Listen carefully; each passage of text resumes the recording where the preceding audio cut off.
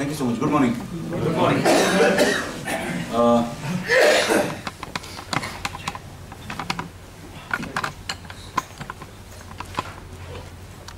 Good morning. Good morning. Good morning.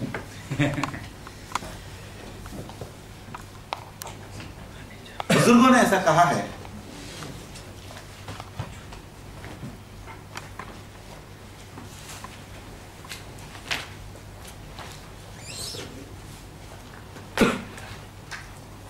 कि जब कोई अच्छा आदमी मिले तो उसको आदमी को ले लो, उसके पीछे पैसा ऑटोमेटिकली आ जाएगा, या जब पैसा मिले तो पैसा ले लो तो अच्छा आदमी उसके पीछे आ जाएगा. If you really want to scale the business, yeah, when you really get a good person, you take the person and money will follow. Or if you really get money for expansion of business, you take the money and good people will follow.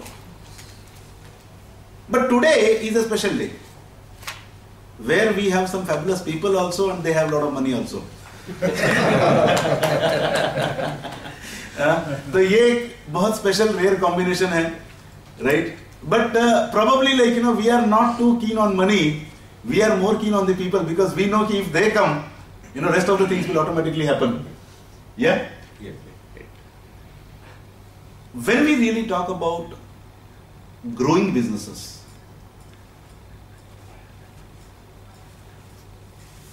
fuel is always required to scale to really drive that business. Fuel चाहिए ही चाहिए.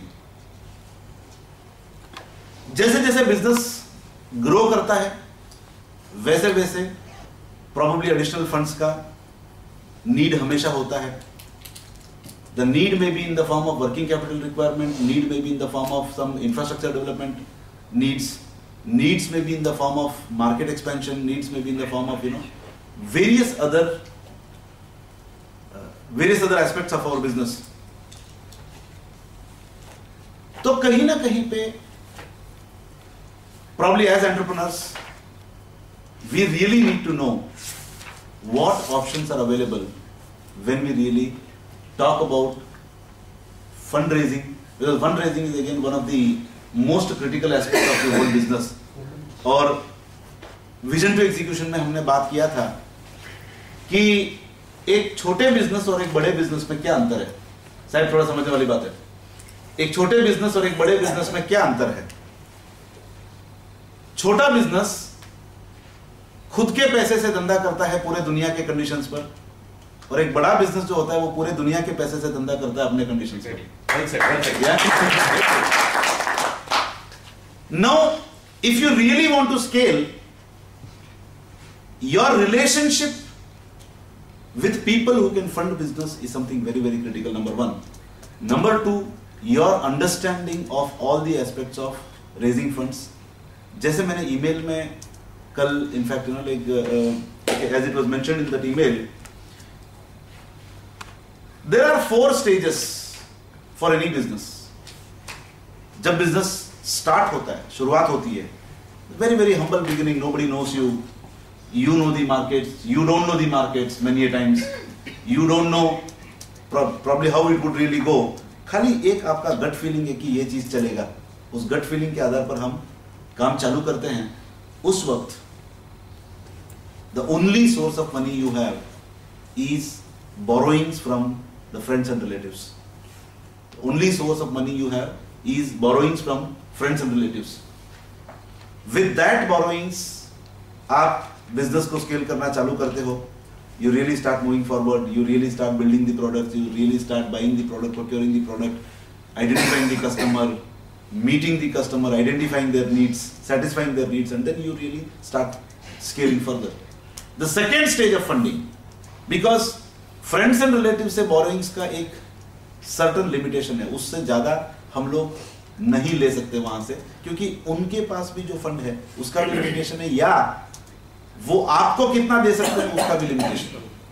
They also calculate their risk and, you know, reward structure जो है उसको कहीं ना कहीं पे assessment होती है. So the second source is you really go to the financial institutions like banks, and that is again one more very, very powerful aspect of raising funds for the business. And for that, you do a lot of things. What you do, in fact, we have domain experts, so probably, like I really do not want to get into that subject per se as of now. But then, that fund will propel the business further. हमारे में कुछ समुदाय, कुछ संप्रदाय ऐसे हैं जहाँ पे बोलते हैं कि लोन्स नहीं लेना चाहिए, बोरोइंग्स नहीं लेना चाहिए, जितनी चादर है उतना ही पाँव फैलाओ, and so many things. But then I keep meeting so many people day in and day out, जो इस विचारधारा वाले लोग, मैं रोज ऐसे लोगों को मिलता हूँ. कल भी I was sitting with one gentleman. It's a 70-year-old company, sir. This company, this gentleman whom I was sitting with yesterday, 70-year-old company, heritage. एक समय पे बहुत बड़ा दबदबा होता था, सरदार एस्टेट की कंपनी है. एक समय में बहुत बड़ा दबदबा हुआ करता था उस कंपनी का. Yesterday when I really spoke to him, they said they are hardly existing today. Next generation का, third generation का, one kid is in the business now. He is trying to revive the business that is almost closed. Almost closed जैसा हालत का business को. And that gentleman was very, very close friend of Karsan Bhai Patel, from the same industry, similar industry. They both went together to Germany to really look at the plant machinery for expansion into detergent area and all, and a lot of things like that. But then Karsan Bhai took the decision because he had courage to raise money. The other gentleman did not take the decision to acquire that machine and get into detergent powder area. And today Karsan Bhai, we know where Nirma is all together. They both went together, procured that from the same fraternity. तो कहीं ना कहीं पे ये विचारधारा कि borrowings नहीं लेना चाहिए, कहीं ना कहीं पे ये विचारधारा एक ग्रोइंग बिजनेस के लिए सही नहीं है. They are stakeholders. People who lend money, they are stakeholders in the business, or they add value to your business. Without taking that money, we cannot scale to the next orbit. वो पैसा नहीं लेंगे तो हम यहाँ से यहाँ तक नहीं आएंगे. ये तीसरा स्टेज है, वो प्राइवेट इक्विटी वाला स्टेज है, जहां पे आप to the banks you pay interest, right. To private equity you part away with a part of the equity. But then again एक संकुचित मनोभावना कहीं ना कहीं होती है कि यार हमारी इक्विटी कैसे लिक्विडेट करें, कैसे हम लोग डाइल्यूट करें उसको. But we fail to understand कि वो प्राइवेट इक्विटी के अंदर आए बिना आप यहां से वो आसमान की ऊंचाई तक आप नहीं पहुंच सकते. और प्राइवेट इक्विटी जब आता है तो आप रियली स्केल करने के लिए जो फ्यूल चाहिए आपको, वो फ्यूल लेके आते हैं, प्लस नो हाउ लेके आते हैं, प्लस आपको टेक्नोलॉजी लेके आते हैं, मार्केट के उनके कॉन्टैक्ट लेके आते हैं. ये सारी चीजें वो वैल्यू प्रोपोजिशन में लेके आते हैं. And only then you are able to really go to the fourth stage where you really take money from the public. And value creation process happen only there. So we have experts today who would really talk about what all options we have in generalized terms कि banking से क्या expect करना चाहिए एक entrepreneur को. Sir, before that we will have a small round of introduction of each of the participant, their size, so that you have a better understanding of the profile of the participant, so that you'll be able to probably add more value. So with this note कि जब अच्छा इंसान मिलता है तो इंसान ले लो, बहुत सारा पैसा आएगा, और या जब पैसा आता है तो पैसा ले लो, बहुत अच्छे इंसान आएंगे. And both these are the key propellers for your business. Wish to take leave and thank you so much. Thank you.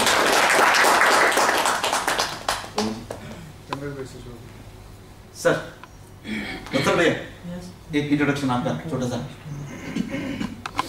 Good morning. Good morning. Great BLF morning. Great BLF. Myself Vatsal Shah from Madhav Agro Foods. We manufacture pickles, cooking paste, chutneys, and our brand name is Pasand. We also export pickles to US, say UK, Australia. Thank you. Chandresh Shah from Madhav Agro Foods. We are mainly into exports. We have 80 lakhs of EPC and 40 lakhs of CC. We have won 2 national awards for quality of pickles and chutneys. Thank you. Myself, Chandraprakash Doshi from American Steels Private Limited. We are an ISO 9001-2008 certified steel business house. In this field since 38 plus years, with an annual sales of 150 crores. We work with more than 241 plus corporate clients all over Gujarat, including L&T, Reliance, Aditya Birla Group companies, ABG Cements, ABG Shipyard, Pipavav Shipyard, etc. Many semi-government and government organizations also. And we are one of the few business houses in Gujarat to be dealing in all the products with a core competence. We've been working with leading third-party inspection agencies all over India, and we are associated with leading steel brands of India. Steel bole to American Steels Private Limited. Thank you so much. So they are about approximately 150 crore plus company. Good morning, friends. Good morning. I am Hitendra Soneji. I am representing American Steels Private Limited as Senior Executive Business Development. Thank you. Great business morning. I am Anvesh Kanugo representing Baroda Extrusion Limited and Global Copper Limited, the only plant in India manufacturing LWC copper tubes. We are the only manufacturers producing 100 kgs copper tubes in India. Our customers are Hitachi, Daikin, Blue Star, Samsung, and all refrigeration and air conditioning companies. Thank you. Myself Sajan Jethwani. My company name is Sajan Rice and Pulse at Dabhoi. We are manufacturing of tur dal and rice. Good morning. Myself CM Patel, representing Goel Scientific Glassworks Limited at Sardar Steel. We are doing business in borosilicate glass equipment manufacturing. We are supplying to chemical drugs, pharmaceuticals companies. And we have turnover. Our turnover is around 10 to 15 crores. Good morning. My name is Mahesh Jethwani. My company name is Santosh Pulse Mill, Dabhoi, manufacturing tur dal, pulses and rice. Sir, they have come out with one most advanced state-of-art plant worth making a visit. This is the one of the most advanced plant for processing rice and dal in India. And it is something amazing. I think it would actually in fact start operations maybe the coming week. Next month. Next month, yes. If you permit me, I would like to join. Oh yes, yes. Really, you will be proud that in India you have such plants. Sophisticated. Yes. Amazing vision. Per day 60 tons of production it can give. Good morning everyone. My name is Manthan Thakkar. I recently started a business since last 2-3 months, and my company is oshopindia.com, and we are into field of e-commerce, where we sell consumer products like mobiles, tablets, healthcare products, and gifts and all those products to the people across the country. Thank you.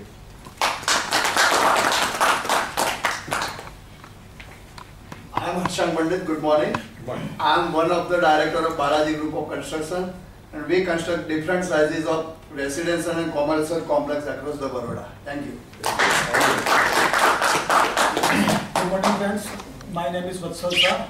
I am also director of Balaji Group of Constructions. We are constructing residential and commercial projects in Baroda, and now going to start with outside Baroda. Wow. Good morning all of you. Myself Santosh Kumar. I am representing my organization Optic House. We are basically in the optical retail business. Right now we have 12 outlets in all over the India, and we are trying to expand our business very aggressively. Thank you very much. They have a roadmap of about 300 stores in the next 2 to 3 years time. What is the short name? Optic House. Optic House. Yes. Good morning all of you. Good morning. Myself Uday Gandhi. I am representing Baroda Albil Manufacturing Company. We are based at Karalibag. I have a staff of around 12 persons, and our products are safety sanitizer and safety posters. All the big multinational companies are our customers. Thank you. Myself Hemant Goyal, representing Goyal Scientific Glasswork. Our last year turnover was 13.5 crores and our goal is to reach 2,500 crore within 10 years. Rakesh ji ने मुझे बहुत motivate किया. हमारी line बहुत छोटी थी actually, इतनी छोटी कि शायद हम 50-100 से ज़्यादा सोच ही नहीं सकते थे. हमारी दिमाग में ब्लॉक हो गया था बेसिकली. उन्होंने कुछ दिमाग के दरवाजे खोल दिए और एक दिन में मुझे सपना आया कि हाउ टू रीच 2,500 करोड़. और उसको मैंने गोल बनाया 2500 करोड़ 10 साल में पहुंचना है. और पिछले 2 साल से मेरा होमवर्क चल रहा है, 1.5 साल से 2 साल का मेरा होमवर्क है. और may be we are going to introduce और we are going to launch our product next April. और 2 साल का मेरा होमवर्क है. जिस दिन मैंने होमवर्क स्टार्ट किया था मुझे खुद हंसी आती थी. आज आहिस्ता आहिस्ता मेरी हंसी बंद हो गई और जो आदमी प्रोडक्ट देखता है वो हंसने के बदले में वाह बोलता है. हम लोग ग्लास के अंदर, मैं लोगों को शॉर्ट में इतना कहता हूँ कि हम लोग ग्लास में कुम्हार का काम, सुनार का काम, लोहार का काम ग्लास में करते हैं और उसमें इंजीनियरिंग ऐड करते हैं. ये सब काम हम लोग ग्लास में. Again one more place worth visiting. मतलब आपके पूरे टीम के साथ आप जाइए. Probably you can even carry your families. You know, your children will be most happiest to really see that. It's a whole, unimaginable world of glass. Okay. Some floating glass manufacture करते हैं या? हमारा बहुत ही कुछ अलग है. We are doing fabrication in glass. Okay. मतलब beyond imagination process है. Steel में what an engineering company does in steel, they do in glass. They do pipelines. देखिए, मिट्टी में कुम्हार मिट्टी में काम करता है, सुनार सोने में करता है और लोहार लोहे में करता है. वो सब काम हम लोग ग्लास में करते हैं और उसमें इंजीनियरिंग नॉलेज ऐड करते हैं. इंजीनियरिंग नॉलेज, डायमेंशन और ग्लास की कुछ अलग दुनिया है बेसिकली, जो बहुत लुक्रेटिव है, बहुत अच्छी है. आप लोग आइए. Most welcome. Thank you. Great business morning. I am Jignesh Soni, representing Sony India Group. Sony India Group में हम लोग हमारी Sony India Infotech जो वेबसाइट और सॉफ्टवेयर बनाने का काम करती है, उसके अलावा हम लोग प्लेसमेंट सर्विस में हैं, हम लोग ई-कॉमर्स में हैं, हम लोग हेल्थ केयर सर्विस में. Thank you. Great morning everybody. Anil Shah, vision India netlink private limited. और मेरे सैमसंग का शोरूम है और रियल एस्टेट में इन्वेस्टमेंट है. Thanks. Great happiness morning. Myself Pramod Wag.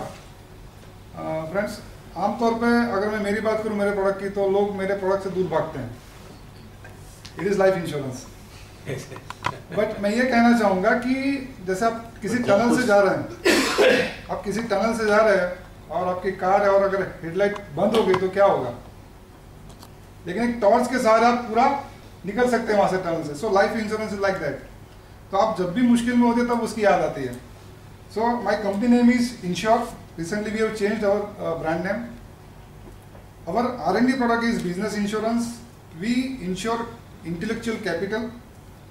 हमारे पास एक बहुत बढ़िया स्कीम है, स्कीम फॉर एम्प्लॉय रिटेंशन, और बहुत सारे अदर R&D प्रोडक्ट्स हैं. सो आपको अगर ऐसा लगता है कि मिलने जैसा है और इट इज़ वर्थ, ये मेरा गारंटी है, तो डेफिनेटली आप मुझे मिलिए. Thank you very much.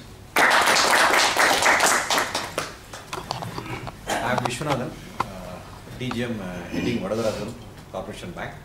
I came very recently, 3 months. This zone comprises of 53 branches at all important centers. So this I'll tell later about that. I am Prabhu Desai, AGM Corporation Bank. Wow. Martin Gurvigan from IT Department, Corporation Zone Office. I'm Martin Material, working as Senior Manager Credit in Corporation Bank and handling the credit department. Fantastic. Good morning. My name is Mohammad Junaid Akhtar, working in Credit Department, Corporation Bank. Myself is Sachin Dev, our Credit Manager, General Office, Baroda. Sir, probably you can. Yeah.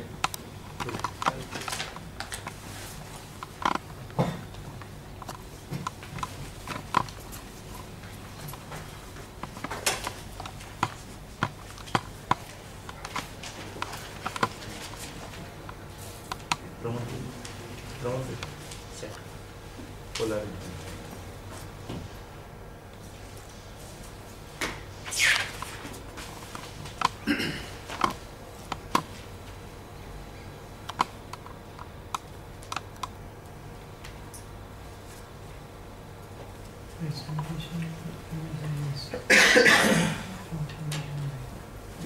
Rakesh ji, my colleagues and my dear friends, good morning. At the outset, I am very glad role being played by our RGB institution. It's an important and a very significant role of developing the entrepreneurship of the business community. It's a very new concept. In fact, I was surprised when he told me that his job is to motivate people and bring out the hidden talents. I'm very happy the role being played by this institution. And I'm also happy that you people are given an opportunity to meet people from diversified fields. Had it been in the normal course, probably I would have taken a month to meet each and every one of you. Now you have given me an opportunity to meet about 20-25 people from different sectors. I'm thankful to you, sir.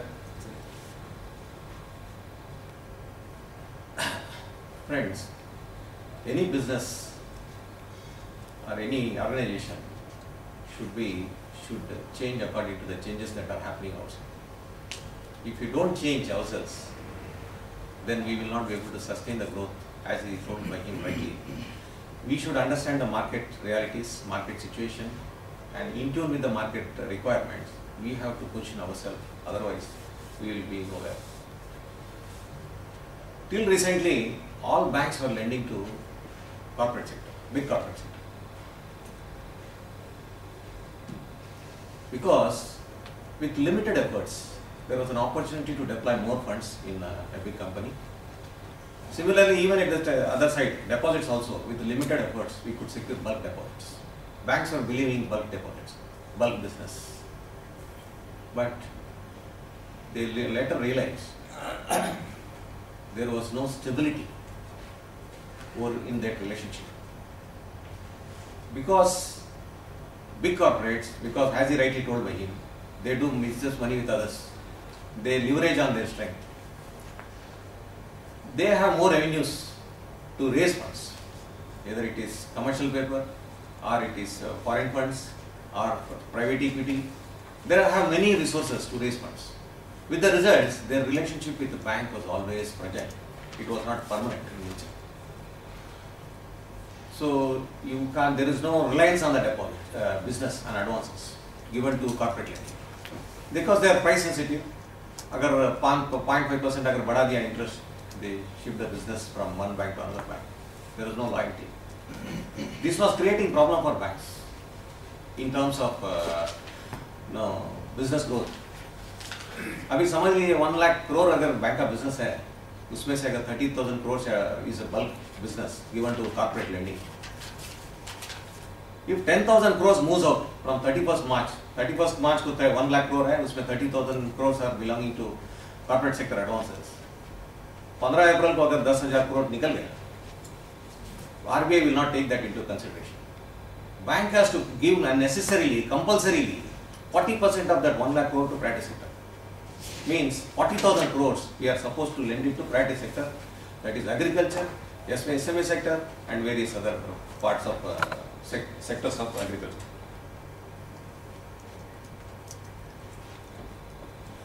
So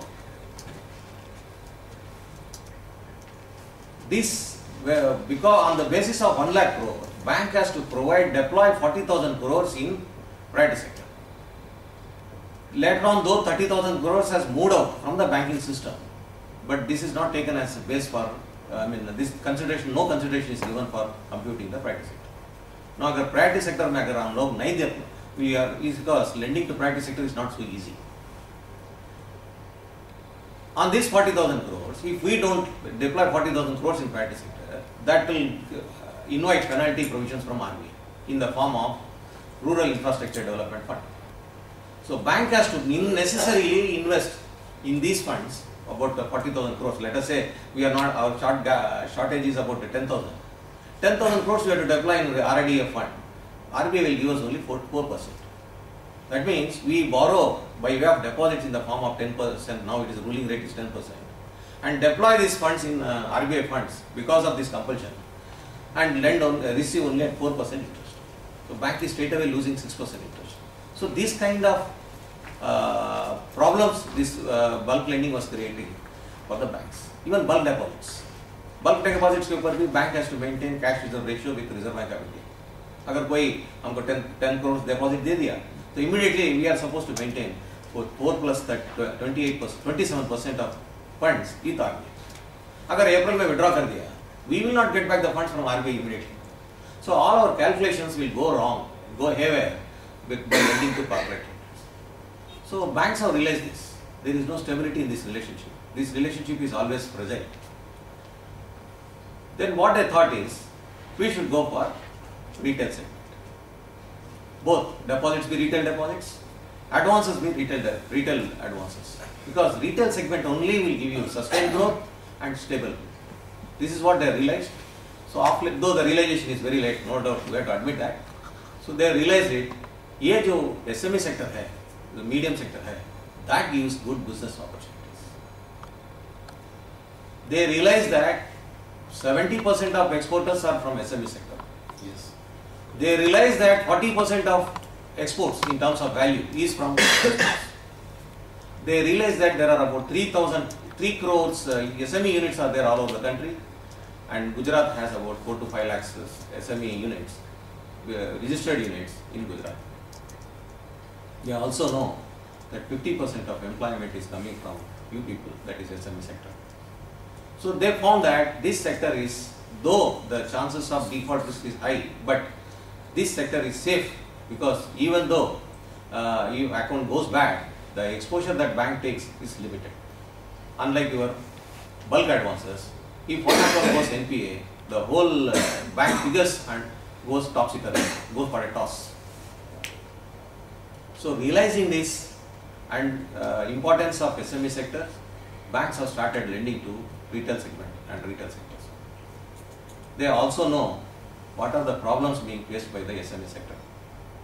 That is, as he rightly told by our Rakesh ji, you have limited capital, limited resources. This is the main constraint which causes further constraints to you for expanding the business. For example, either it is for expansion or to bring new technology or new know-how, you have limited resources at your disposal. So this, and another thing is, the banks were, though they were lending, it was inadequate and it was not timely. Timely कोई आपका advances मिलना थोड़ा मुश्किल होता है. So realizing this importance, banks have started concentrating more on retail segments, retail loans, including SME sector. So our bank is also not exception to this. What we have done is, we have opened 16 small scale SME loan centers at different parts of the country. We have 32 zones all over India. Out of 32, today we have 16 SME loan centers at 16 zones. The purpose of setting up these zones centers are to give you focused attention. A separate cell has been created at all these retail loan centers, SME centers, wherein your proposals are given importance, and then there is a particular person will be their relationship, we call him relationship manager. So you can directly talk to him, directly liaison with him and get your things done. So this is the purpose of it. This is how the retail importance of retail segment has evolved. So our bank has also fallen in line with other banks. As far as coming to our bank, it is 180-year-old bank. It's a nationalized bank. It was set up in 1906 in a small place called Udupi. As you know, Udupi is the birthplace for 5 banks: Corporation Bank, Canara Bank, Karnataka Bank, Syndicate Bank, and Vijaya Bank. All these 5 banks have taken birth in South Canara district of Mangalore. So, and then we started with a capital of 5,000 rupees in 1906, and today we reached a business level of around 3 lakh crores. We have a network of about 1,700 branches, and of course these are all our various awards which we bank has secured in the recent past. Today bank has become a mid-sized corporate bank. As far as Vadodara zone is concerned, the zone is was set up in the year 2011. The zone has a total business of 3,000 crores, of which deposits are 2,000 and advances are 1,200. Of which again you see as our deployment in MSC advances, that is 330 crores, agriculture is 163, retail advances means housing loans and vehicle loans etc., that is about 400 crores, and branch has about 52 branches, 52 branches with the ATM network of 20. So this is comparatively a baby zone which is set up in just 1.5 years back.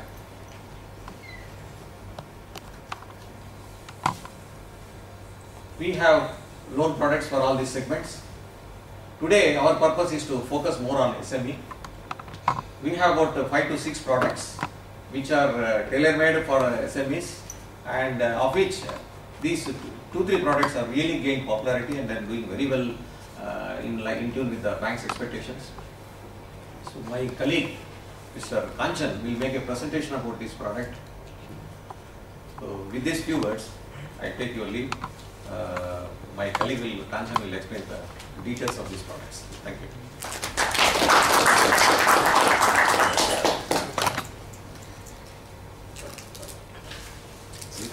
Yes. Sir एक छोटा सा token.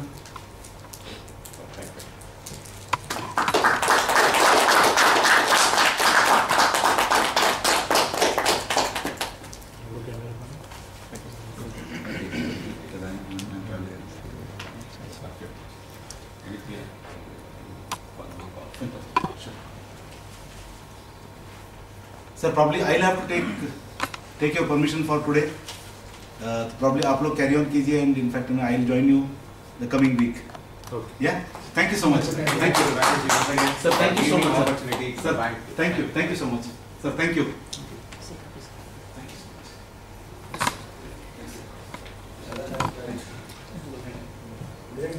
Thank you. आप सभी को corporation bank की तरफ से फिर से एक बार शुभ प्रभात. आज हम लोग कॉर्पोरेशन बैंक की ओर से यहाँ पे आए हैं आप लोगों के सामने MSMEs के बारे में जो हमारी बैंक ने जो इम्पोर्टेंस दी है वो शेयर करने के लिए आप लोगों से, और आप लोगों का फीडबैक लेने के लिए, क्योंकि हमारी बैंक काफ़ी सारे कस्टमाइज प्रोडक्ट्स बना रही है, बनाए भी हैं SMEs के लिए, और बेस्ड ऑन फीडबैक ऑल्सो हम लोग अपनी हेड ऑफिस में दे सकते हैं कि अगर और भी इसमें फाइन ट्यूनिंग कर सकते हैं तो हम लोग को प्रोडक्ट में करें. जैसे कि आप सब लोग यहाँ पे जानते हैं जो नॉर्मल आपकी MSMEs की जो डेफिनेशन रहती है, जो investment in plant and machinery जो रहता है अपना स्मॉल जो भी micro small and medium enterprises और इन्वेस्टमेंट इक्विपमेंट के हिसाब से जो क्लासिफिकेशन रहता है. अभी हम लोग जैसे सर ने बताया कि MSMEs जो हैं वो ऑल ओवर इंडिया में वो ग्रोथ इंजन है. आज MSMEs का बहुत ही ज़्यादा कंट्रीब्यूशन है, जैसे कि 8,000 क्वालिटी प्रोडक्ट्स मैन्युफैक्चर करते हैं और इन 60 मिलियन पीपल्स एम्प्लॉय होते हैं, और अराउंड प्राइवेट सेक्टर एम्प्लॉयमेंट में 50% कंट्रीब्यूशन है, और टोटल जो एक्सपोर्ट्स है उसका 40% वो MSME से सिर्फ आता है. इसके बाद इंडियन मार्केट्स में SMEs काफ़ी सारे सेक्टर्स में ग्रोथ मिला है, जैसे कि मैन्युफैक्चरिंग में, food processing, textile, retail segment में काफ़ी सारे सेक्टर्स में SMEs हैं. और गुजरात भी एक एक्सेप्शन नहीं है. गुजरात भी जो है जैसे सब लोगों को पता है वाइब्रेंट गुजरात है. गुजरात में काफ़ी सारी अपॉर्चुनिटीज़ हैं, क्लस्टर्स हुए हैं, जैसे कि अहमदाबाद में केमिकल बेस्ड इंडस्ट्रीज़ काफ़ी सारी हैं, स्टील बेस्ड इंडस्ट्रीज़ हैं, ऑटो एंसिलरी यूनिट्स हैं, सूरत में टेक्सटाइल हब है, सूरत में डायमंड इंडस्ट्री भी है, अपना ये अंकलेश्वर भरूच में भी केमिकल इंडस्ट्रीज़ हैं. तो काफ़ी सारे बेल्ट बने हुए हैं गुजरात में, छोटे छोटे क्लस्टर्स बने हुए हैं जहाँ पे स्मॉल एंड मीडियम एंटरप्राइजेस का काफ़ी सारा प्रेजेंस है. तो और गुजरात भी कंट्रीब्यूट करता है अराउंड 30% एक्सपोर्ट्स में. आज की डेट में जो SMEs के सामने जो चैलेंजेस हैं वो सब लोगों को पता है कि जो इनिशियली जो लिमिटेड कैपिटल रहता है प्रोडक्ट के बारे में प्रॉपर पता नहीं रहता कि एक ठीक है कि बिजनेस करना है, पर किस टाइप का बिजनेस करना है, कौन सा प्रोडक्ट बनाना है, अगर वो प्रोडक्ट मार्केट में चलेगा कि नहीं, प्रॉपर उसके लिए है ना कितना प्रोडक्शन कैपेसिटी में जा सकते हैं, क्योंकि लिमिटेड कैपिटल की वजह से plant and machinery lower scales पे परचेस करते हैं हम लोग, मैन्युफैक्चरिंग कैपेसिटी कम रहती है। इसके बाद फिर क्या मार्केट आइडेंटिफाई करने पड़ते कि कौन सा नया मार्केट हम लोग आइडेंटिफाई करें, कहाँ पे प्रोडक्ट को बेचें, और अगर एक्सपेंशन के लिए जाते हैं तो भी मॉडर्नाइजेशन और एक्सपेंशन के लिए काफ़ी सारी कंस्टेंट्स होती हैं, स्किल लेबर नहीं मिलता है क्योंकि स्मॉल साइज रहती है, इसकी वजह से ये सब प्रॉब्लम फेस होती हैं। और फिर क्या गवर्नमेंट से काफ़ी सारे अप्रूवल्स लेने में काफ़ी सारी प्रॉब्लम्स होती है। अगर बड़ी इंडस्ट्रीज होगी तो इमीडिएटली अप्रूवल्स मिल जाते हैं, अगर छोटी इंडस्ट्री रहती है, स्मॉल यूनिट्स होते हैं, तो गवर्नमेंट से अप्रूवल लेना भी बहुत ही मुश्किल रहता है। और जैसे कि अभी कंपटीशन बढ़ गई है तो इंटरनेशनल मार्केट्स में प्लस है ना पूरा इंटरनेशनल मार्केट भी आपकी इंडिया के मार्केट में पूरा मतलब इफेक्ट करता है। जो भी डेवलपमेंट्स वहाँ पे आती हैं, जो भी चेंजेस आती हैं प्रोडक्ट्स में, वो इमीडिएटली यहाँ पे कोई भी प्रोडक्ट अगर इंडिया में बनता है दूसरे दिन चाइना में उसका कॉपी बन जाता है और यहाँ पे चीपर प्रोडक्ट यहाँ पे अवेलेबल रहता है, तो उसके हिसाब से क्या कंपटीशन बहुत ही बढ़ जाती है। और एसएमईज को जो है वो इस मतलब पर्टिकुलर वजह से काफ़ी सारे प्रॉब्लम्स फेस करनी पड़ती हैं। आज के डेट में ये बहुत ही मतलब नेसेसरी हो गया है कि एमएसएमईज को एजुकेट करना, उनको एम्पावर करना कि वो लोग जो लिमिटेड रिसोर्सेज हैं उसको अच्छी तरीके से यूटिलाइज कर सकें। जो भी लेटेस्ट डेवलपमेंट्स चल रही हैं all over India, global level पे जितनी भी ना चेंजेस चल रही हैं, उन लोगों के बारे में नॉलेज बढ़ाना, उनके बारे में बताना। इसके बाद जो भी ना टेक्नोलॉजिकल जो बेस है वो स्ट्रॉन्ग टेक्नोलॉजिकल बेस बढ़ाना, क्योंकि क्वालिटी प्रोडक्ट बनेगा तो मार्केट में इजीली बिक सकता है। इसके बाद जो इंटरनेशनल बिजनेस आउटलुक देखने के लिए कि इंडिया में तो ठीक है चलो अपने प्रोडक्ट बेच दिया, पर इंटरनेशनल मार्केट में भी उसका क्या स्कोप है बेचने का, वो भी आज की डेट में बहुत ही नेसेसरी हो गया है। हमारी बैंक ने इसी के लिए काफ़ी सारे एसएमईज के लिए बहुत सारे इनिशिएटिव्स लिए हैं। जैसे कि हमारी बैंक ने स्पेशली एक पॉलिसी बनाया है एसएमईज के बारे में, स्पेशल पॉलिसी जो हमारी group landing policy, loan policy actually हर एक बैंक का अपना अपना रहता है, और लोन पॉलिसी में भी एसएमईज के लिए स्पेशल पॉलिसी बनाया है जो हमारे बोर्ड लेवल पे अप्रूव है। उसमें काफ़ी सारे products plus concessional rate of interest, काफ़ी सारे उसमें गाइडलाइंस हैं। इसके बाद हमारी बैंक ने एमएसएमईज को जो करना सूटेबल है उसके लिए 8 कस्टमाइज प्रोडक्ट्स बनाए हैं। 8 प्रोडक्ट्स में कुछ प्रोडक्ट्स इतना ही आज अगर उनको इम्पोर्टेंस मिला है, इतना हमारे मार्केट में भी चलते हैं। काफ़ी सारे यूनिट्स जो ये 3-4 प्रोडक्ट्स हैं खास करके वो ज़्यादा अभी यूज़ में हैं। इसके बाद हमारे जैसे सर ने बताया कि हमारी बैंक ने all over India 16 SME loan centres खोले हैं। इसमें क्या आपका जो भी एप्लीकेशन वगैरह रहेगा इमीडिएटली प्रोसेस होता है और इमीडिएटली सैंक्शन प्लस डिसबर्समेंट भी होता है। पूरा फॉलोअप जो रहता है वो हमारी ऑफिस से ही, बैक ऑफिस से ही होता है। इसके बाद हमारे ना क्लस्टर बेस, जैसे मैंने बताया क्लस्टर बेस भी हमारी बैंक ने अडॉप्ट किए हुए हैं।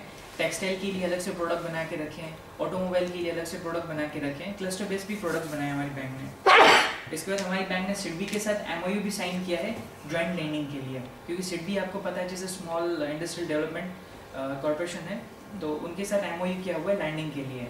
और बाद में जो रेटिंग एजेंसीज हैं एमएसएमई, वैसे क्या है बैजल जैसे रिजर्व बैंक ऑफ इंडिया के नॉर्म्स के हिसाब से 5 करोड़ नब्बे का आपका अगर लिमिट रहता है क्रेडिट लिमिट, तो कंपलसरी होता है कि आप एक्सटर्नल रेटिंग करवाइए। अभी एक्सटर्नल रेटिंग एक्चुअली कॉस्टली रहता है, पर सबका अगर लिमिट 5 करोड़ नहीं रहता है, लेस देन दैट रहता है, तो आपका एमएसएमईज में अगर आपके यूनिट हैं तो उसके लिए एमएसएमईज के लिए अलग से एक रेटिंग दी जाती है। जैसे स्मेरा है, क्रिसिल केयर, इकरा, वो लोग NSE का रेटिंग देते हैं। अगर आपका रेटिंग गुड एंड एवरेज के बीच में आता है तब उनके लिए स्पेशली हमारी bank concessional rate of interest देती है 0.25 से 0.50% एप्लीकेबल रेट ऑफ इंटरेस्ट। हमारी बैंक नॉर्मली जो लोन प्रोवाइड करती है वो फंड्स प्रोवाइड करती है वर्किंग कैपिटल के लिए, टर्म लोन के लिए, आपका प्रोजेक्ट फंडिंग, जैसे रियल एस्टेट में अगर हैं आप तो रियल एस्टेट में भी प्रोजेक्ट फंडिंग हमारी बैंक प्रोवाइड करती है। इसका कस्टमाइज लोन प्रोडक्ट्स हैं, bank assurance, digital mutual funds, जो नॉर्मल सभी बैंक्स करते हैं बिजनेस।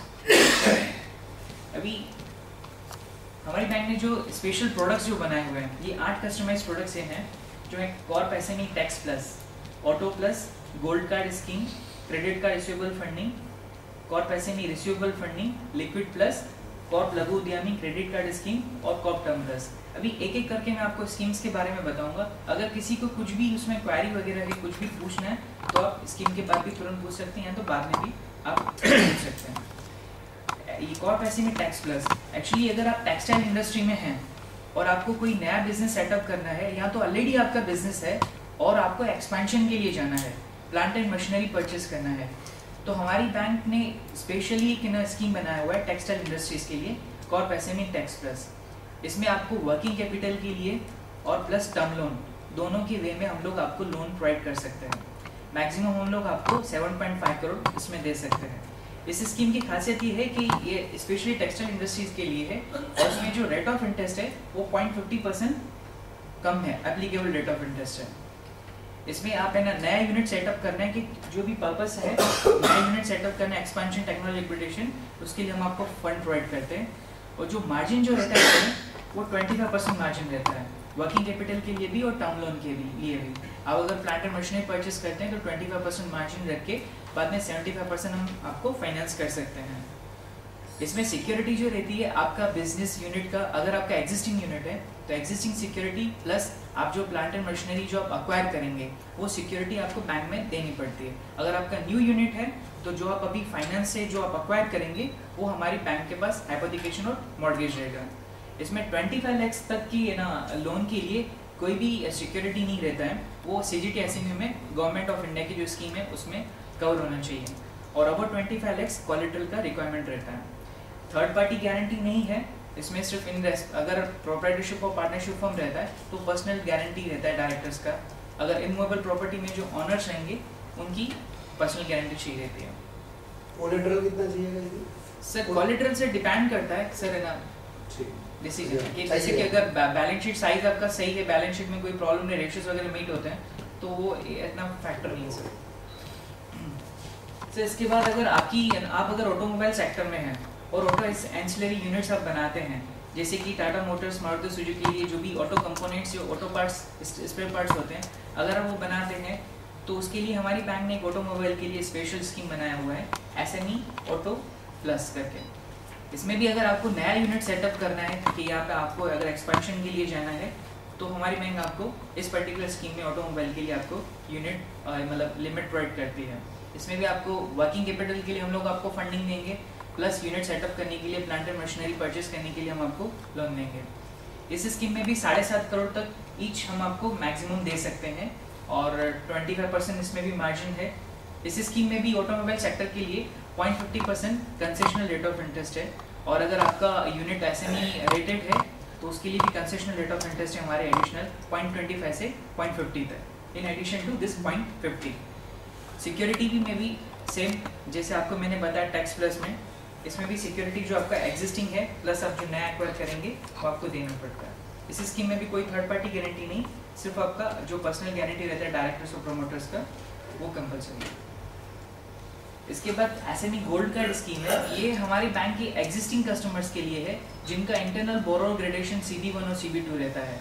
इसमें क्या है, कभी भी कोई भी छोटे यूनिट्स को अगर ऑल ऑफ सडन फंड्स का मतलब क्रंच आ गया टैक्स पे करने के लिए, कोई भी क्रंच आता है कि इमीडिएटली फंड्स का रिक्वायरमेंट है इमरजेंसी बेसिस पे, तो हम लोग यहाँ पे इस स्कीम में हम उनको फाइनेंस टेम्पररी विड्रॉल्स अलाउ करते हैं। इसमें जो एग्जिस्टिंग लिमिट जो हम लोग सैंक्शन करते हैं उसका 10% तक हम लोग 2 बार साल में 90 दिन के लिए दे सकते हैं। इसमें मैक्सिमम हम लोग देख सकते हैं up to 10% of existing limits. इसमें जो मार्जिन रहेगा वो 20% रहता है और साल में सिर्फ 2 बार दे सकते हैं। रेट ऑफ इंटरेस्ट जो एप्लीकेबल रेट ऑफ इंटरेस्ट रहता है वही, और एडिशनल सिक्योरिटी कोई भी मांगी नहीं जाती इस स्कीम में, और ये 1 साल के लिए ऑपरेटर रहता है। इसके बाद कंटिन्यूइंग सिक्योरिटी आपका जो वर्किंग कैपिटल में जो दी हुई होती है वही कंटिन्यूइंग सिक्योरिटी ली जाती है। इसके बाद हमारी बैंक की स्कीम है Corp SME credit card receivable funding. इसमें जो भी एसएमईज के जो छोटे छोटे यूनिट्स होते हैं, जैसे कि हॉस्पिटलिटी सर्विसेज प्रोवाइड करते हैं, lodges, clubs, restaurants, SME units, जहाँ पे आपका स्वाइपिंग मशीन्स बैंक का दिया जाता है। भी swiping credit card swiping machines आज की डेट में सब जने क्रेडिट कार्ड से परचेजिंग करते हैं, और क्रेडिट कार्ड से क्या पेमेंट जो मिलता है एसएमई यूनिट्स को वो 24 to 48 आवर्स में मिलता है। जो 24 to 40 आवर्स में आपका जो फंड्स जो ब्लॉक हो जाता है, उस फंड्स को जो फंड्स का ब्लॉकिंग हो जाता है उसको फंड करने के लिए हमारे बैंक ने ये स्कीम निकाली है। इसमें आपकी 12 महीने का ऑन एन एवरेज जितना आपका यूटिलाइजेशन रहता है उसके बेस पे हम लोग आपका लिमिट फिक्स करते हैं, और मैक्सिमम इसमें हम लोग 25 लाख तक दे सकते हैं। जितना आपका एवरेज स्वैपिंग होगा पूरे साल का, उसका 75% हम लोग आपको दे सकते हैं। इस स्कीम में भी 0.25% कंसेशन है रेट ऑफ इंटरेस्ट में। 1 साल के लिए ऑपरेटिव है ये स्कीम। इसमें भी पार्टनर्स और डायरेक्टर्स का इंडिविजुअल कैपेसिटी में गारंटी चाहिए रहता है, कोई थर्ड पार्टी गारंटी नहीं। और जो सिक्योरिटी रहता है वो क्रेडिट कार्ड रिसीवेबल्स का चार्ज रहता है, एडिशनल कोई सिक्योरिटी नहीं रहता। इसके बाद हमारी बैंक की स्कीम है SME receivable funding. SME receivable funding जो इन small industries large corporate industries के साथ जो इनका टाइप रहता है, प्लस वो ओरिजिनल इक्विपमेंट मैन्युफैक्चरिंग रहते हैं लार्ज इंडस्ट्रीज के लिए, उनके लिए स्पेशली हमारी स्कीम है। जिसमें नॉर्मली क्या रहता है कि लार्ज इंडस्ट्रीज के लिए हम लोग जब प्रोडक्ट्स हम लोग मैन्युफैक्चर करके उनको देते हैं, तो हमारी जो पेमेंट है वो 90 डेज तक नॉर्मली 90 डेज के लिए हमारी स्टॉक अप हो जाता है। तो उसको फंड करने के लिए हमारी बैंक ने स्कीम निकाला है। इसमें सिर्फ मार्जिन जो है वो 20% मार्जिन है। आपका क्रेडिट कार्ड रिसीवेबल फंडिंग में 25 था, इसमें 20% मार्जिन है और 80% तक हम लोग इसमें फाइनेंस कर सकते हैं। मैक्सिमम इस स्कीम में हम लोग 50 लाख तक दे सकते हैं। मार्जिन 20% है। रेट ऑफ इंटरेस्ट इसमें भी कंसेशन रेट ऑफ इंटरेस्ट है 0.25%। और अगर SME रेटेड बोरोअर है तो उसके लिए भी हमारा कंसेशन रेट ऑफ इंटरेस्ट है। इसमें भी थर्ड पार्टी गारंटी नहीं चाहिए रहता और आपका no collateral security, exclusive charge on receivables. इसके बाद हमारी बैंक की स्कीम है SME लिक्विड प्लस स्कीम। अगर आप लोगों के पास सिक्योरिटी है, आपके पास कोई थर्ड पार्टी अगर सिक्योरिटी है तो भी हमारी बैंक सिक्योरिटी है पर आपके पास फंड्स नहीं है और आपको अगर ना सीजनल प्रोडक्ट्स, सीजन जो रॉ मटेरियल होता है वो अगर आपको एक्वायर करना है, अनएक्सपेक्टेड बल्क ऑर्डर आपके पास आ गया, उसको आपको करना है, या तो आपको रिसर्च एंड डेवलपमेंट करना है, कोई मार्केट डेवलपमेंट करना है, प्रोडक्ट डेवलपमेंट करना है, उसके लिए सिक्योरिटी बेस हमारी बैंक का फाइनेंस है। ये स्कीम के बारे में आपको बताया था, ये स्कीम हमारे बैंक में बहुत ही ज़्यादा चलती है और काफ़ी सारे हमने इसमें फंड्स प्रोवाइड किए हैं इस स्कीम में। क्योंकि इसमें क्या आपके पास सिक्योरिटी नहीं है, आपकी किसी रिलेटिव के पास, थर्ड पार्टी के पास सिक्योरिटी है, तब भी हम लोग आपको फंडिंग देते हैं। इसमें मैक्सिमम जो फंडिंग रहता है वो 2 करोड़ तक हम लोग देते हैं। पहले इस स्कीम में 1 करोड़ तक मैक्सिमम हम लोग दे सकते थे, पर अभी इस स्कीम को बहुत ही इंपॉर्टेंस और बहुत ही प्रोत्साहन मिलने की वजह से हमारी बैंक ने उस लिमिट को बढ़ा के 2 करोड़ कर दिया। क्योंकि हम लोग को काफ़ी सारे लोन प्रपोजल्स इस स्कीम के अंडर में मिल रहे हैं। इसमें हम लोग आपको अगर आपके पास इमूवेबल प्रॉपर्टी है तो उसका 35% मार्जिन रख के 65 हम लोग फाइनेंस करते हैं। अगर 100 रुपये वैल्यू है तो हम 65 रुपीज़ तक हम आपको फाइनेंस कर सकते हैं। अगर आपके पास फाइनेंशियल एसेट्स है जैसे फिक्स डिपॉजिट्स वगैरह हो गई या LIC का सरेंडर वैल्यू हो गया तो उसमें 10% सिर्फ मार्जिन है, 90% तक हम लोग फाइनेंस कर सकते हैं। और पर्पस जैसे मैंने आपको बताया, research and development, product development, कोई भी पर्पस, अनएक्सपेक्टेड बल्क ऑर्डर्स वगैरह हम लोग इसमें फाइनेंस कर सकते हैं। इसके बाद इसमें भी रेट ऑफ इंटरेस्ट जो है 0.25 है और अप टू 2 करोड़ हमारी बैंक में फिक्स रेट ऑफ इंटरेस्ट है इस स्कीम में 11.10। हमारा जो बेस रेट है प्लस 0.85 इसमें रेट ऑफ इंटरेस्ट है, तो 2 करोड़ तक 11.10 रेट ऑफ इंटरेस्ट चल रहा है इस स्कीम में। इसमें थर्ड पार्टी गारंटी नहीं पर पर्सनल गारंटी चाहिए रहता है। कोलेटरल कुछ नहीं, जो आपका इमूवेबल प्रॉपर्टी है वही, मतलब प्राइम सिक्योरिटी इसमें नहीं रहता, कोलेटरल आपका इमूवेबल प्रॉपर्टी जो आप देंगे उसी को मॉर्गेज करके हम लोग फाइनेंस कर सकते हैं। और ये आपको जो मिलता है वो रनिंग अकाउंट में मिलता है। जैसे हम लोग नॉर्मली CC और OD लेते हैं, ये भी एक रनिंग अकाउंट फैसिलिटी है। इसके बाद जब छोटे business units, retail trade, artisans और विलेज इंडस्ट्रीज रहती हैं, प्रोफेशनल्स रहते हैं या सेल्फ एम्प्लॉयड पर्सन्स रहते हैं, उनको अगर वर्किंग कैपिटल या तो टर्म लोन छोटे उद्योगों के लिए जो चाहिए रहता है, उनकी डिमांड्स को मीट करने के लिए हमारी बैंक ने कॉर्प लघु उद्यमी क्रेडिट कार्ड स्कीम निकाला है। लघु उद्यमी से पता चल जाता है कि वो छोटे उद्योगों के लिए, छोटे यूनिट्स के लिए है। इसमें मैक्सिमम हम लोग 10 लाख तक लोन देते हैं, 25,000 रुपीज़ तक कोई भी मार्जिन नहीं रहता, और अगर इससे ज़्यादा लोन अमाउंट रहता है तो 25% रहता है। इस पर्टिकुलर स्कीम की खासियत ये है, इसमें कोई भी कोलेटरल सिक्योरिटी नहीं चाहिए रहती। इसमें CGT MSE स्कीम में आपका कवरेज होना जरूरी है, और ये कार्ड जो वैलिड रहता है वो 3 साल तक वैलिड रहता है।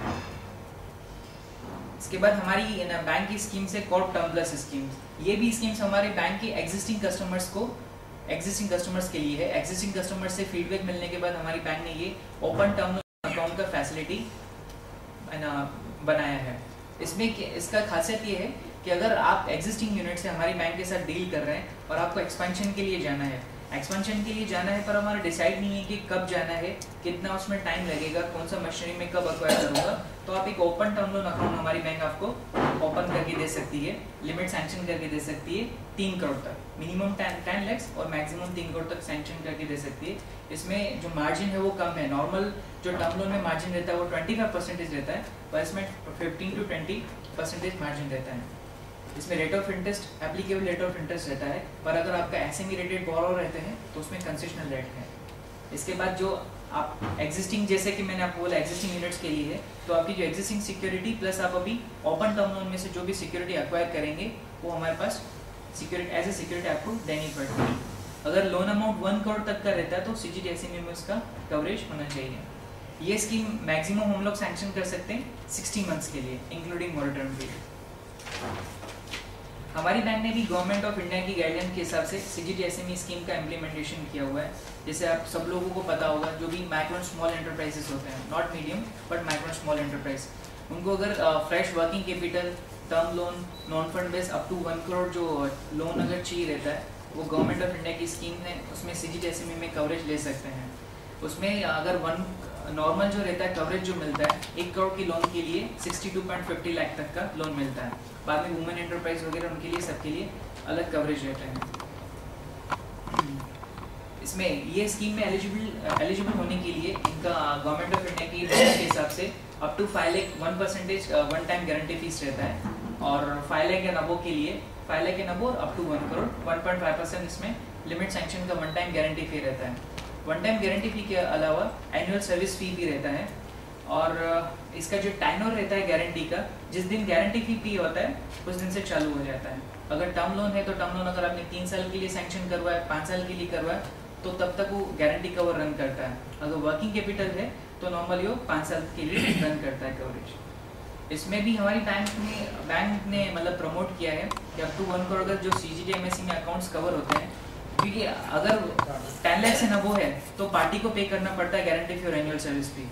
तो उसके लिए बैंक ने क्या किया है, एक आपको ऑप्शन दिया है कि बैंक आपको कंसेशनल रेट ऑफ इंटरेस्ट देती है इसमें 0.50%, जैसे पूरा का पूरा बर्डन एंटरप्रेन्योर्स में नहीं है, इसलिए हमारी बैंक इसमें कंसेशन देती है 0.50% जो भी अकाउंट्स सीजीटी एसएमई में कवर रहता है। और अगर अप टू 10 लाख है तो पूरा का पूरा फीस जो है वो हमारी बैंक बेयर करती है, annual guarantee fee as well as annual service fee. तो उससे क्या आपकी कॉस्ट कम होती है। एक्चुअली हम लोग आज यहाँ पे आए हैं, हमारी बैंक का भी एक SME monsoon bonanza scheme campaign चल रहा है। वो कैंपेन 22 जून से स्टार्ट हुआ है और 30 सितंबर तक है। इस दौरान जितने भी हमारे एसएमईज के नए अकाउंट्स, फ्रेश अकाउंट सैंक्शन होंगे, उनको अपार्ट फ्रॉम जो भी मैंने आपको कंसेशंस बताए, इसके बाद additional concession rate of interest में है 0.50, और जो भी प्रोसेसिंग चार्जेस हैं उसमें एप्लीकेबल प्रोसेसिंग चार्जेस में 50% कंसेशन है। पर ये जो लिमिट्स जो हैं वो सैंक्शन होनी चाहिए 30 सितंबर तक और डिसबर्स हो जानी चाहिए, अवेलमेंट हो जानी चाहिए 31 अक्टूबर तक। एक्चुअली हमारी बैंक एक ऐसी बैंक है जो एसएमईज के लिए काफ़ी सारी कस्टमाइज प्रोडक्ट्स बनाती है और काफ़ी कंसेशनल रेट ऑफ इंटरेस्ट देती है। बाकी सभी बैंक्स में आपको आपकी नॉलेज के लिए बता दूं, मैं पहले यूनियन बैंक में जॉब करता था, अभी कॉर्पोरेशन बैंक में 2 साल से हूँ। तो यूनियन बैंक में भी और बाकी सारी बैंक्स में जो कलीग्स वगैरह वहाँ से इन्फॉर्मेशन मिलती है, तो अप टू 1 करोड़ जो है सभी बैंक्स में इंटरनल रेटिंग वो लोग देते हैं। इंटरनल रेटिंग के हिसाब से आपको रेट ऑफ इंटरेस्ट वो लोग चार्ज करते हैं, प्रीमियम चार्ज करते हैं बेस रेट के ऊपर। जितना रेटिंग CB2, CB3, CB4 बोरो ग्रेडेशन आता है तो ज़्यादा रेट ऑफ इंटरेस्ट चार्ज करते हैं। पर हमारी बैंक में up to 1 crore fix rate of interest रहता है, बेस रेट से लिंक रहता है पर ज़्यादा मार्कअप नहीं रहता। हमारी बैंक में अप टू 1 करोड़ अगर CC आपको चाहिए तो 11.9% रेट ऑफ इंटरेस्ट है। अगर टर्म लोन चाहिए 7 साल के लिए तो 11.95 है। अगर आप किसी और बैंक में जाएंगे तो उसमें कम से कम 2% का तो डिफरेंस आ ही जाएगा। तो एक हमारी बैंक में सबसे बड़ा बेनिफिट ये है, अपार्ट फ्रॉम जो भी मैंने आपको कंसेशंस स्कीम स्पेसिफिक बनाया, किसी भी बैंक में हर एक सेक्टर के लिए ऐसे स्पेसिफिक स्कीम्स नहीं बनाई गई है। या तो सीधा ट्रेडर का एक स्कीम होगा, एक नॉर्मल स्कीम होगा, इतने सारी स्कीम्स नहीं होती हैं। इसके बाद हमारी बैंक में जो मैंने आपको अभी स्कीम्स बताई वो एसएमईज के लिए थी, ये भी स्कीम्स एसएमई के लिए है पर ये हमारे रिटेल सेगमेंट में आती है। रिटेल सेगमेंट में हमारी बैंक ने ये स्कीम बनाई थी, उसमें मॉडिफिकेशंस करके जैसे एसएमईज को सूट हो उसमें थोड़ा चेंजेस किया हुआ है और एसएमईज के लिए ये बनाया स्कीम, कॉप मॉर्गेज स्कीम। इसमें सभी इंडिविजुअल्स हो, फर्म्स हो, कंपनीज हो, irrespective of size, irrespective of scale, इसमें SME नहीं, कोई भी इसमें एलिजिबल हो सकता है, इंडिविजुअल्स भी एलिजिबल हो सकता है इस स्कीम में। इस स्कीम में अगर आपके पास प्रॉपर्टी है तो प्रॉपर्टी का जो मार्केट वैल्यू का 50% हम लोग आपको लिमिट दे सकते हैं। इसमें रनिंग लिमिट भी दे सकते हैं हम लोग, और आपको टर्म लोन भी दे सकते हैं। इसमें मिनिमम जो लोन अमाउंट रहता है 2 लाख और मैक्सिमम 5 करोड़ तक दे सकते हैं। अभी मैंने इसमें रेट ऑफ इंटरेस्ट आपको बता दूं तो MSMEs के लिए 12.35 है और बाकी सब के लिए 14.35 है। रेट ऑफ इंटरेस्ट मैंने यहाँ पे इसलिए बताया आपको, बताने के लिए कि कस्टमाइज प्रोडक्ट बनाने के बाद MSMEs को खास करके ध्यान में रखते हुए बैंक ने 2% रेट ऑफ इंटरेस्ट कम रखा है। अगर बड़े बिजनेस हाउस हैं उनको अगर चाहिए लोन इस पर्टिकुलर स्कीम में तो उनको 14.35 पे करना पड़ेगा, MSMEs को 12.35। तो एक एडिशनल बेनिफिट है। टाइम टू टाइम और बैंक स्कीम्स में चेंजेस करती है जैसे SMEs को सूट हो। इसके बाद हमारी बैंक की स्कीम है कॉर्प व्यापार। इसमें क्या है कि अगर आपके पास स्टॉक रहता है हाइपोथिकेशन के लिए, अगर आप मैन्युफैक्चरिंग में हैं, प्रोसेसिंग में हैं, ट्रेडिंग में हैं, कॉन्ट्रैक्टर हैं, ट्रेडर हैं, कमीशन एजेंट्स हैं, आप इस स्कीम में आप लोन ले सकते हैं। स्टॉक्स आपके पास होना चाहिए हाइपोथिकेशन के लिए। ये भी स्कीम जो है आपका सिक्योरिटी बेस्ड फाइनेंस है, सिक्योरिटी बेस्ड प्लस आपका सेल्स बेस्ड। अगर आपका 100 रुपीज़ का सेल्स है और आपने प्रोजेक्ट किया कि 25% हम लोग मैक्सिमम ले सकते हैं, ग्रोथ आप बता सकते हो, 100 से 125 आप बोलते हैं कि मेरा सेल्स होगा, तो उसका 20% है, मतलब 25 लाख तक या तो सिक्योरिटी में से 35% माइनस करके जितना जो लोअर अमाउंट बैठेगा हम आपको प्रोवाइड कर सकते हैं। इस स्कीम में भी अप टू 2 करोड़ हम लोग आपको फाइनेंस प्रोवाइड कर सकते हैं। इस स्कीम में क्या था, पहले बैंक ने जब लॉन्च की थी तब सिर्फ एग्जिस्टिंग यूनिट्स को ही कवर किया जा रहा था। बाद में फिर फीडबैक मिलने के बाद और डिमांड बढ़ने के बाद हमारे बैंक ने existing as well as new दोनों यूनिट्स को वो कवर किया है। और पहले तो सिर्फ मैन्युफैक्चरिंग के लिए था, बाकी बाद में फिर बैंक ने धीरे धीरे कमीशन एजेंट्स, कॉन्ट्रैक्टर, ट्रेडर सबको इंक्लूड कर दिया इस स्कीम में। इसमें रेट ऑफ इंटरेस्ट, इसमें भी रेट ऑफ इंटरेस्ट कम है, 12.25% रेट ऑफ इंटरेस्ट है। और अभी 30 सितंबर तक इसमें कंसेशन है प्रोसेसिंग चार्जेस में। इन दो स्कीम्स को मैंने अलग इसीलिए रखा है कि ये हमारे रिटेल सेगमेंट में आती हैं और बाकी की सभी स्कीम्स कॉर्प SME सेक्टर में आती हैं और SME मॉनसून बनाने में उनके लिए एडिशनल रेट ऑफ इंटरेस्ट का बेनिफिट है। Thank you. आप लोगों को किसी भी स्कीम के बारे में कुछ भी जानना है, कुछ भी क्वेरी हो तो आप पूछ सकते हैं। Yes sir. Project loan. Yes sir. Sir project loan में हम लोग हाउसिंग प्लस कमर्शियल दोनों हम लोग करते हैं। उसके लिए हम लोग आपको टर्म लोन प्रोवाइड करते हैं, डिमांड लोन प्रोवाइड करते हैं मैक्सिमम 5 सालों तक। ओपन टर्म लोन के लिए sir, open term loan other bank के कस्टमर्स के लिए अवेलेबल होगा? नहीं सर, एग्जिस्टिंग कस्टमर्स के लिए। ये इसीलिए क्योंकि सभी अब हमने नए कस्टमर्स के लिए भी स्कीम्स बनाई है, एग्जिस्टिंग कस्टमर्स के लिए स्कीम बनाई है, दोनों को इक्वल बैलेंस करने के लिए सर। फिर भी आप will inquire? Yes sir. We just make even that can be given to them also, I feel personally. है ना? Open term loan में. Ultimately it is whatever he is going to acquire later, that will be a security, right? Yes sir. What is the base rate of our bank? 10.25. 10.25. So this becomes the minimum lending rate. Yeah. Yes sir. Sir housing projects में से हमने काफ़ी सारे finance किए हैं। अभी Mayfair का latest हमने फाइनेंस किया था बड़ौदा में। So 50% of the total project cost? नहीं सर, 50% नहीं है सर। इसमें क्या है कि आपका लैंड के लिए हम लोग कोई फाइनेंस नहीं करते हैं। एक्सक्लूडिंग लैंड कॉस्ट आपको जो मार्जिन देना पड़ता है मिनिमम 25% है of the entire project. Entire project, excluding land cost. That is for real estate. Real estate, yes. कैसे होगा? Excluding land cost. Sir suppose आपका है ना 20 रुपए का लैंड है और 80 रुपीज़ का आपका कॉस्ट है, बाकी का construction cost plus administrative cost, total cost of project आपका 100 है। आप 20 निकाल दीजिए, 80 बचेगा। 80 का 25% आपको खुद का लाना पड़ेगा, रिमेनिंग 80 का 25% आपका प्लस आपका जो भी एडवांसेस फ्रॉम द कस्टमर्स आपने जो एस्टिमेट किया होगा, रिमेनिंग आपको बैंक दे देंगे। लैंड कॉस्ट एक्सक्लूड हो जाएगा। लैंड कॉस्ट के लिए हम लोग फाइनेंस करते हैं। लेकिन लैंड मॉर्गेज कर लेंगे। लैंड मॉर्गेज होगा, प्रोजेक्ट लैंड मॉर्गेज होगा सर। जैसे सेल डीड बनेगा वैसे हम आपको एनओसी दे देंगे। और ये आपने बताया कि थर्ड पार्टी प्रॉपर्टी में 2 CR की लोन दे रहे हो जो? Yes sir.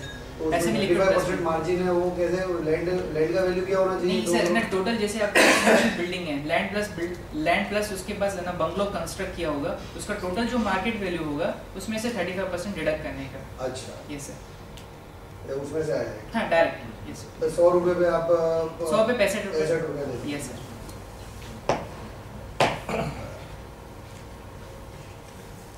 उसमें आप न्यू बिजनेस सेटअप भी आप कर रहे हैं, उसके लिए भी आ सकता है। उसमें ऐसा नहीं कि टर्नओवर बेस है वो।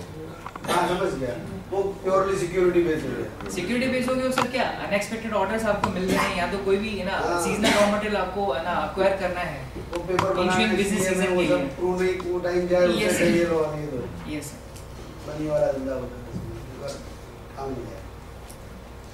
और एग्रीकल्चर लैंड पे कोई है कि नहीं स्कीम लोन देने की? नहीं सर, एग्रीकल्चर लैंड पे नहीं है।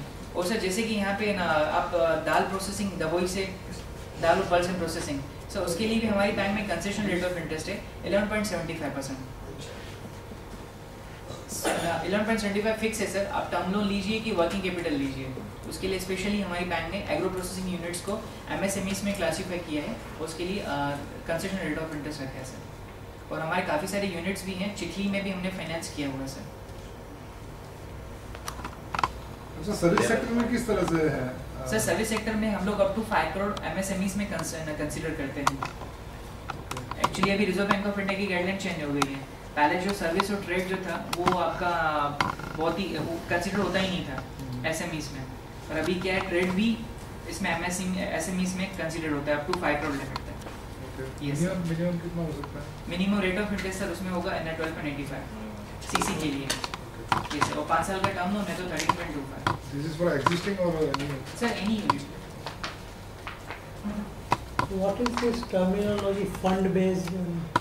सर फंड बेस मतलब जो हम आपको फंड डायरेक्ट प्रोवाइड करते हैं उसको फंड बेस बोलते हैं, जो आपको हम आपको पैसे दे देंगे। वर्किंग कैपिटल जो है आपका CC and all is fund based. Non fund based जो बैंक गारंटी LCR है कंसिडर नॉन फंड बेस्ड। जैसे आप आपका FCN आपका sorry export packing credit limited plus आपका CC है, दोनों फंड बेस्ड है।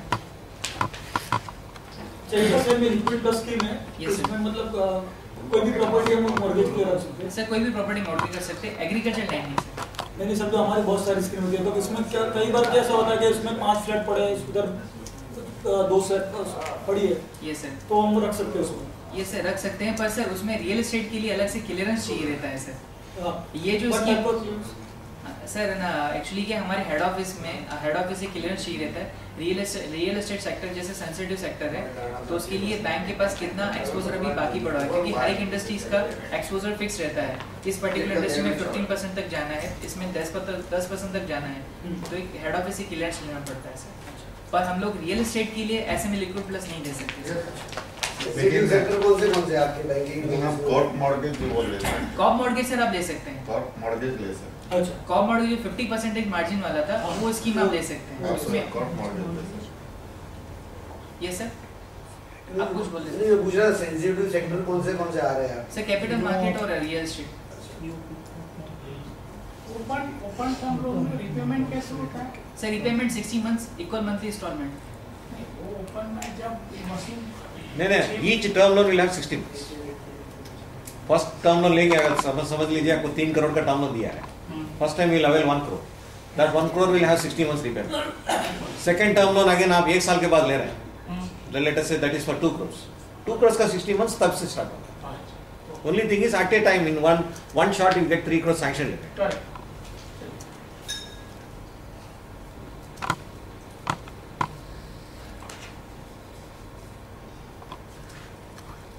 सर सिर्फ एसएमईज में नहीं, कहीं आप कोई भी क्वेरी कर सकते हैं, किसी भी सेक्टर के रियल एस्टेट वगैरह जो भी है।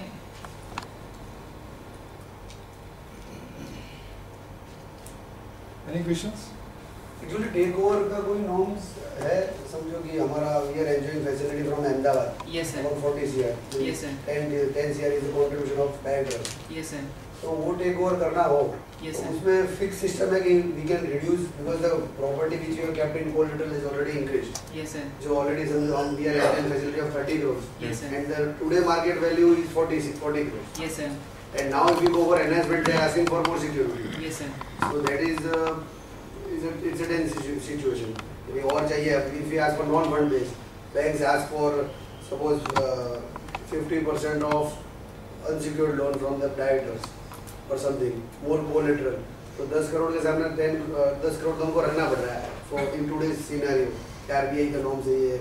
So for takeover of that loan, can you deviate the terms or it's something fixed that ये है तो ये रहेगा, उससे ज़्यादा security देना पड़ेगा ऐसा? सर इसमें क्या है कि आपका जो existing security plus existing guarantee जो वहाँ पे दिया हुआ है वो एज इट इज यहाँ पे आपको देना पड़ेगा, उसमें कोई भी डायल्यूशन नहीं होना चाहिए। वहाँ पे अगर आपका 80% कोलेटरल सिक्योरिटी दिया हुआ है तो यहाँ पे भी 80% होना चाहिए। वहाँ पे 3 प्रॉपर्टी तो यहाँ पे भी 3 प्रॉपर्टी, वहाँ पे 4 गारंटी दी है तो यहाँ पे भी 4 गारंटी। परसेंटेज टर्म्स में अगर आपको एनहांसमेंट चाहिए, अगर वहाँ पे 80% कवरेज है तो यहाँ पे भी 80% कवरेज होना चाहिए। और इसके अलावा काफ़ी सारे नॉर्म्स हैं जिसमें 2 साल कंप्लीट होने चाहिए, अकाउंट ऑपरेशंस वगैरह सब देखते हैं, कॉन्फिडेंशियल ओपिनियन देखते हैं, वो सब जो नॉर्मल रहता है। मगर एनहांसमेंट आप दे सकते हो या एनहांसमेंट के हिसाब से हमको सिक्योरिटी भी बढ़ाना ही पड़ेगा? सर एनहांसमेंट हम लोग दे सकते हैं केस टू केस बेसिस में। ऐसा कोई हार्ड एंड फास्ट रेस्ट्रिक्शन नहीं है कि टेक ओवर करने के टाइम पे हम लोग एनहांसमेंट नहीं दे सकते हैं, हम लोग देते भी हैं पर केस टू केस बेसिस में। बट एनीवे टेक ओवर नाम सर बहुत टाइट करके रखा है, बहुत टाइट हो गया हर एक बैंक का टाइट करके। इसलिए वैल्यूएशन अभी समझो वो वैल्यूएशन 2 साल हो गया, अभी करवाते तो ऑलरेडी प्रॉपर्टीज प्राइसेस इंक्रीज, मगर के on the same ratio you have to increase the property और समथिंग, तो फिर वो इतना तक टाइट है समझिए कि अगर प्रीवियस बैंक से कोई चेयरमैन अपना बैंक में आए वो बैंक से भी we can't take the account for take over. ED and CMD जो भी आते हैं दूसरे बैंक से आते हैं नॉर्मली, समझे आप? तो वो बैंक से हम टेक ओवर नहीं कर सकते हैं। अभी एक्चुअली बैंकर्स भी कुछ फ्रस्ट्रेशन लेवल आ गया है, नहीं मतलब true it's a fact, what he says is 100% correct. पहले जैसा कंफर्ट नहीं है। हां पहले पेपर्स भी देखते थे, अभी तो पहले ही बोल देते हैं सर, मतलब जो भी है ये ऐसे क्योंकि पेपर लाओ तो ना जेरोक्स से वैसा मतलब प्रमोटर भी खर्चने को तैयार नहीं है। हां सामने प्रमोटर भी फिर टाइम दोनों का टाइम वेस्ट हो, ऐसा काम करने का मतलब नहीं है। So market rules I mean play rules जो बोलते हैं इतना टाइट करके रखा है, खेलना बहुत मुश्किल हो रहा है मार्केट में। This is very it's a fact. हमने सर लिया था कॉपर जब 300 रुपया था लोन लिया, अभी 500 रुपया हो गया। तो अभी एनहांसमेंट के लिए जा रहे हैं तो सिक्योरिटी एलसी ये वो और फिर पूरा 100% आरबीआई का कोई रूल आ गया कि you have to be 100% collateral for new disbursement. तो आप ये जानते इवन ऑन स्टैंडर्ड असेट्स जो एनपी नहीं है उसके ऊपर भी हम लोग प्रोविजन प्रोवाइड करना है, वो नहीं था पहला 0.4%। Yes sir 0.4% even the account is standard we have to provide. ये रीजन लेकिन वो भी एनपी होने का चांस बढ़ जाएगा तो बराबर। ये हर एक लोन सिक्योर लोन हो गई, मतलब कोई ना कोई क्या बताया सर आपने NPA even for standard assets we have to provide in our from our profits 0.4% अलग रखना पड़ता है provision out of profits. Out of profits कभी भी आप एनपीए कर सकते हैं आपका। तो एनपीए के तो 10%। तो वन टाइम सेटलमेंट का क्या एनपीए हो तो सर 10%। हां let's see they are all very abundant caution, these rules have been followed by other international banks, these we are also following that। और हर एडवांसेस 100 रुपीस के लिए बैंक का capital 9 rupees होना चाहिए। सर इसमें समझो कोई अकाउंट एनपी That's the होता है minimum thing. No, again banks have constraints, capital constraints है। कहाँ से ला सकते हैं? पब्लिक के पास जा सकते हैं। पब्लिक के पास जाना है तो गवर्नमेंट का सिक्योरिटी, गवर्नमेंट का स्टेक डाइल्यूट होना चाहिए। That is another problem. Sir वो 100 रुपीस अकाउंट एनपीए हुआ सर 6 महीना हो गया, तो फिर आपको बैलेंस शीट में 6 महीना हुआ तो सर पहला मैनेजर को लेते हैं। आपको जानते होंगे that is called early mortality case करके उसके लिए अलग गाइडलाइंस है। 1 साल में how account becomes NPA, bank manager has not done proper investigation, proper due diligence नहीं है करके वो भी। और सो इतना सब we are working in that very tight suffocating atmosphere. It's very difficult, very difficult. उनका पर्सनल लेवल पे जाता है वो। आपकी बैलेंस शीट में इफेक्ट सर क्या आता है उसका? हाँ very good question sir, this is what actually many people think NPA बोल रहा है हमको क्या फर्क पड़ता है। No, most of the borrowers यही कॉन्सेप्ट रखते हैं एनपीए तो हुआ सर हमको क्या फर्क पड़ता है, हम तो आपको पैसा दे देंगे। तो बेसिकली क्या होता है अगर 100 रुपीज का अकाउंट एनपीए हुआ, first thing bank has to do is, आप एनपीए का भी होता है 2 महीने का, आप 3 महीने का इंटरेस्ट नहीं पे किया होगा, we have to reverse that interest. हम लोग इनकम में लिया होगा already, that has been shown as our profit, that we have to reverse first thing. जो 3 महीने का अनरियलाइज्ड इंटरेस्ट बोलते हैं उसको, वो निकाल देते हैं। सेकंड, वो 100 रुपीज का अगर आप एडवांसेस है उसके ऊपर 10% immediately again we have to provide from the bank's profit. So We have to keep aside. So to that extent, my profit will come down. If profit will come down, you will get less dividend. Market will not appreciate this. Everybody wants to show more profits. So with the result, you have to provide that. So अगर security भी नहीं है, 100 rupees minus security, security plus उसके ऊपर पूरा balance के ऊपर loss asset पे दिखाना पड़ेगा. More provision you have to provide. In other words, suppose 100 rupees is the loan, security is only 70. So 100 minus 70, 30 rupees immediately you have to provide for it. You are in bank's balance sheet. Bank's balance. In expense. Yes, and 70 rupees 10%. That of course we have timelines. कभी कितना provide करना है. Security के या वो 1 साल का NPA हुआ तो how much you have to provide. 2 साल का NPA हुआ तो how much you have to provide. Bank की बैलेंस शीट में तो लॉस में आपकी बैलेंस शीट बिगड़ ही जाएगी. वो बिगड़ी. For example, आप भी करते होंगे. For the sense, चार्टर्ड का आपका CA बोलते हैं आपको. If your loan is not, if your book debts are not realized, your chartered accountant tells you have to provide 10%, 15%. Same thing. Your profit will come down. That's how it is. It's a very. जो अच्छी industries Baroda की जितनी ऊपर गई थी वो सब वही स्पीड से थोड़ा This is of course basically recession और वो रीजन से सब overall economic conditions में ऐसे हैं इसकी वजह से. Otherwise, yes sir. और कुछ? बढ़िया. Thank you sir. Thank you. RGB के थोड़ा एग्रेसिवली फंडिंग करना है. ये वो 3 फैमिली मेंबर जो बाद में आए तो उनका इंट्रोडक्शन हो जाए. मंथन हो गई. उनका हुआ. गो.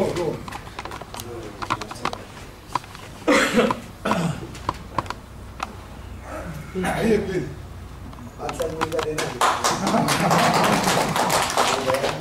Good morning everybody. My name is Dipen Shah. I am owner of the company Add Value. We are working for advertising and we are also working for digital marketing, which is a social media marketing network. In that we are promoting brand in different areas like Facebook, Twitter, G+, YouTube. Thank you so much.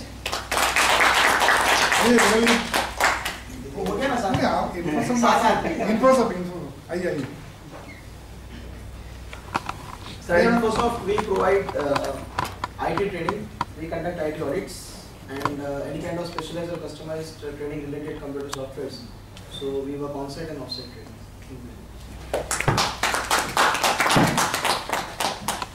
So special thanks to Corporation Bank team. Thank you very much, sir.